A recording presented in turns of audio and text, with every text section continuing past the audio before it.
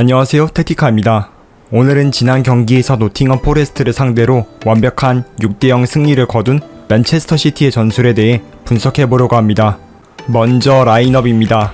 4-3-3 포메이션에 포든, 홀란드, 알바레즈가 삼각 편대를 이루고 있는 모습을 볼 수 있는데요. 실질적인 포지션은 달랐습니다. 이는 에버리지 포지션을 보시면 확인할 수 있는데요. 알바레즈는 공격형 미드필더, 세컨톱에 가까운 프리롤의 움직임을 가져갔고, 워커는 3백을 형성하고 칸셀루는 올라가며 실질적으로는 3-2-4-1의 포메이션에 가깝다고 볼 수 있습니다. 먼저 후방 빌드업 과정을 보면 3-2 빌드업을 이루고 칸셀루가 안쪽으로 소폭 들어와 로드리의 빌드업을 지원하고 워커는 3백에서 출발하는 모습을 볼 수 있습니다. 패스맵을 보면 칸셀로의 위치가 굉장히 높게 전진해 패스워크를 구사하는 모습을 볼 수 있고, 워커, 귄도안, 베나실의 우측 트라이앵글 패스워크를 볼 수 있는데요. 보시는 것처럼 베나실은 빌드업 시에 자주 우측으로 내려와 가담하는 모습을 볼 수 있습니다. 이날 맨시티의 공격 진행 방향은 좌측을 위주로 전진한 칸셀루와 포든이 공격의 시작 역할을 많이 맡았는데요. 전진 패스 클러스터를 보면 확실히 좌측에서의 루트가 많이 발생한 것을 확인할 수 있습니다. 기본적으로 맨시티는 빌드업 상황에서 3자 패스 패턴을 활용해 프리맨을 만들려는 의도를 볼 수 있었는데요. 다음처럼 스톤스의 패스, 그리고 귄도안이 내려오면서 적절한 위치의 포지셔닝을 잡은 로드리에게 패스함으로써 로드리는 자유로운 상황에서 다음 디시전을 이어갈 수 있습니다. 이는 패스를 받는 선수와 패스를 하는 선수의 움직임도 중요하지만 마지막으로 패스를 받을 세 번째 선수의 포지셔닝 부분도 매우 중요하다고 볼 수 있습니다. 알바레즈는 앞서 에버리지 포지션에서 본 것처럼 공격 중앙 고리에서부터 자주 내려와 다음처럼 등을 지고 패스 거점의 역할을 하기도 하고, 다음처럼 워커는 3백을 만들고 귄도안이 공격 지역으로 전진했을 때 알바레즈가 내려와 로드리와 허리라인을 구성하기도 합니다. 더 들어가 보면 후반 빌드업부터 높은 수비 라인을 운영하고 있지만 수비 라인 선수들이 일자로 서 있지 않는 모습을 볼 수 있는데요. 이는 패스 거점을 고루 분포하기 위한 전술적인 지시로 보였습니다. 실제로 평균 수비 라인의 높이를 보면 56.2로 라인을 아주 높게 올려 경기의 주도권을 가져왔음을 확인해 볼 수 있죠.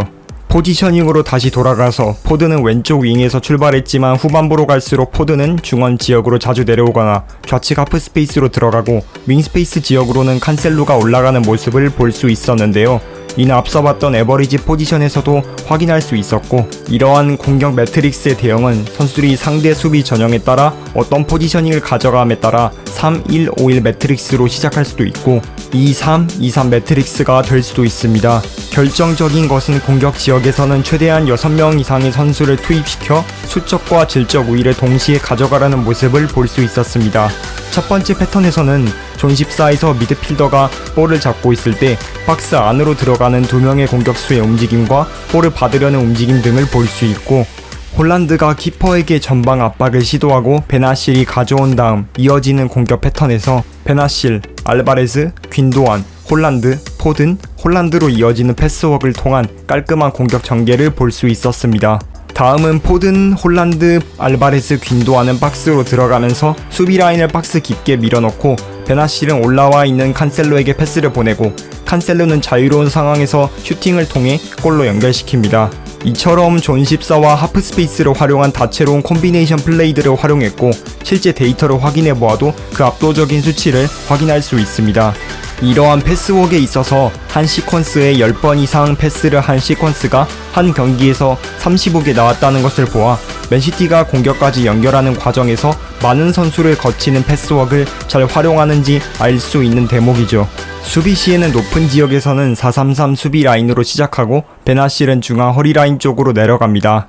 홀란드는 키퍼 쪽으로 강하게 압박, 알바레즈는 채널링으로 측면으로 빌드업을 유도하며 전진 패스가 측면에서 발생했을 때 전진하는 지원 선수와 압박을 통해 측면 지역에서 볼을 탈취하려 시도합니다. 마지막으로 미들 지역 이하로 수비할 때는 홀란드, 알바레즈가 최전선을 구성하는 4-4-2 수비 대형에서 적정한 간격을 유지하는 모습을 볼 수 있죠.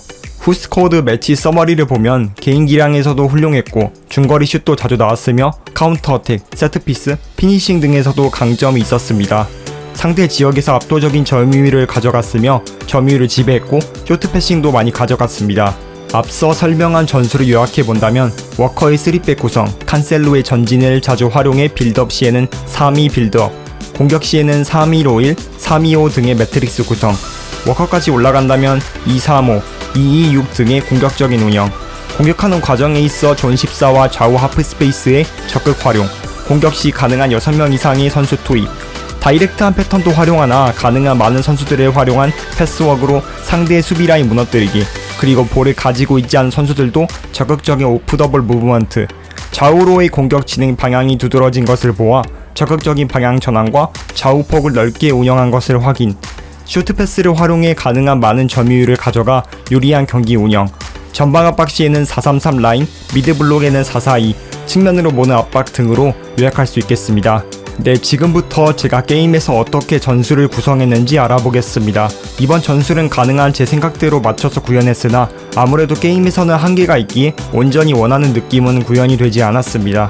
비대칭 4-2-3-1처럼 구성했지만 사실상 후방에는 3백을 자주 이루기 위해서 다음과 같은 구성을 가져갔습니다. 개인 지침으로 들어가보죠. 에데리송은 먼저 스위퍼 키퍼 공격을 주었고 그만큼 높게 올라오기 때문입니다.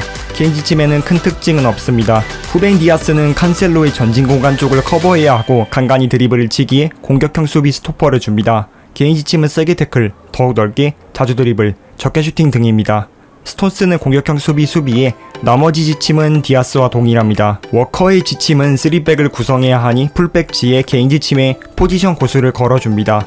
더욱 좁게 공을 갖고 중앙 침투로 그 특징을 더 살려주고 적게 슈팅, 세게 태클, 위험 감수를 넣어줍니다. 칸셀로는 거의 윙어처럼 활동하지만 빌드업 과정도 지원하니 컴플 윙백 공보다는 지원 역할을 주고 세게 태클, 적게 슈팅, 위험 감수를 넣어줍니다. 로드리를 수비형 미들의 위치가 아닌 한 칸 위에 배치해 김라지를 준 이유는 앞서 패스워크 패턴에서 로드리가 높게 올라가는 과정도 어느정도 구현하기 위해서입니다. 개인 지침에는 세게 태클 정도만 걸어줍니다. 귄도안에게는 메잘라지를 줍니다. 처음에는 중미지를 주었는데 로드리와 포지션상 겹치는 느낌이 들어 메잘라지로 우측 위로 조금 더 당겨주었습니다. 개인 지침에는 세게 태클, 적게 슈팅, 위험 감수 정도 넣어줍니다. 베나실에게는 우측면에서 활동하지만 자주 내려와 빌드업 과정에 지원하니 점플매 공을 줍니다. 개인 지침에 스위칭을 위한 포지션 자유, 빌드업 가담을 위한 템포 조절을 넣어주고 세게 태클을 걸어줍니다. 훌리안 알바레즈에게는 패스 거점도 되어주지만 세컨톱으로 공격 지역을 노려야 하기에 쉐스의 역할을 주었습니다. 개인 지침에는 세게 태클, 적게 슈팅, 스위칭을 위한 포지션 자유를 넣어줍니다. 포든에게는 좌측 하프 스페이스에서 빌드업도 지원하고 박스 안으로 들어가기도 하니 점플매공에 포지션 자유, 공격 템포 조절, 세게 태클 등을 걸어줍니다. 홀란드에게는 완벽한 조건을 갖춘 컴플포 공 역할을 주면 됩니다. 개인 지침에는 적게 슈팅, 세게 태클 정도만 걸어주면 됩니다. 전체 지침을 보면 주도하는 전술임으로 지배형을 주고 폭을 아주 넓게 운영하므로 최대한 넓게, 수비진 빌드업, 좌우 폭을 잘 활용하니 좌우 측면을 노려라를 켜주고 패스 방식 짧게, 템포는 느리게 해 점유율을 높여주고 낮은 크로스, 침착골 찬스, 자유롭게 플레이하라를 통해 패스워크 득점 패턴을 만들어줍니다. 역압박, 역습을 통해 소유권을 가져왔을 때 바로 공격 전환을 하도록, 골키퍼에게는 센터백에게 페이스를 조절하며 짧게 차 후방부터 빌드업 과정 전개 방식을 맞춰줍니다. 수비라인 아주 높음으로 끝까지 끌어올리고 홀란드가 키퍼도 압박하도록 끌어올려줍니다. 압박 게이지도 끝까지 상대 키퍼 패스 유도를 넣어주고 라인 컨트롤을 위해 오프사이드 트랩을 켜줍니다. 게임 장면을 보면 필포든 중앙 가담,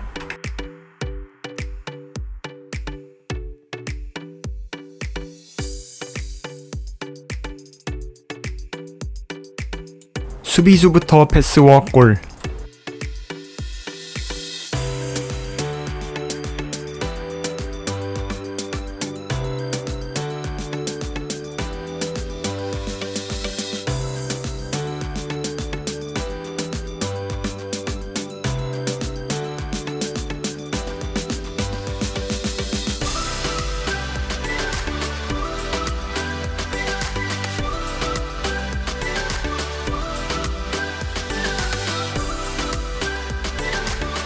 미드필더의 전개, 칸셀로의 컷백, 홀란드의 골.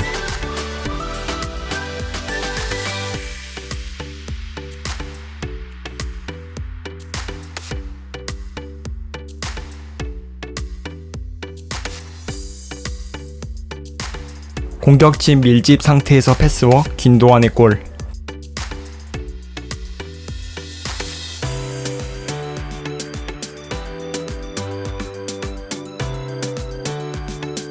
뉴게의 공격 라인의 패스 앤 무브 그리고 포든의 득점.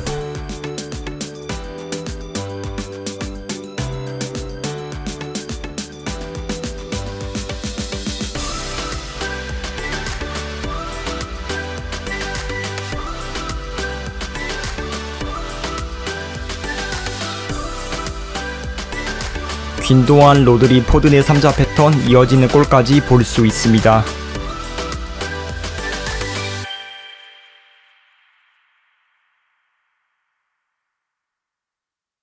패스맵을 보더라도 실제 경기에서의 패스맵의 매트릭스와 거의 유사한 것을 봐 원하고자 하는 과정이 잘 구현되었음을 확인해 볼 수 있습니다. 네, 이렇게 실제 전술 분석과 게임 내 전술까지 구현해 봤습니다. 유익하게 보셨다면 구독, 좋아요, 알림 설정까지 부탁드립니다. 의견, 질문이 있으시다면 댓글로 남겨주세요. 저는 다음 콘텐츠에서 뵙겠습니다. 감사합니다.